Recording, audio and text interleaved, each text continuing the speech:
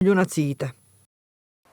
Размена на искуства за нови програмски содржини како и можност за соработка меѓу двете парламентарни телевизии е во фокусот на посетата на вработените од Собраниското ТВ студио на францускиот парламентарен канал.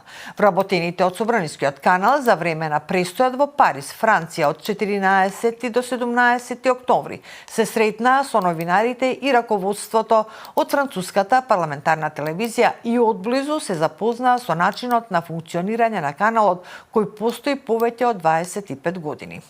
За време на посетата вработените од Собранискиот канал се сретнаа со генералниот директор на телевизијата Емануел Кеслер, со директорот на секторот за комуникации Оливие Конан и со главниот уредник Делфин Гудет. Целта на посетата на француската парламентарна телевизија е запознавање со начинот на работа и продукција на програмските содржини, како што е дебатно-контактната емисија во живо "Се за политиката", во која учествуваат и новинари од други медиуми во Франција, но и на снимањето на седницата посветена на пратенички прашања.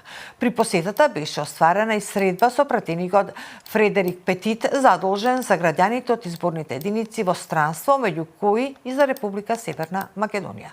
При престојот се очекува да биде остварена и средба со експертот за медиуми кој работел во Американскиот конгрес, Џастин Хамилтон.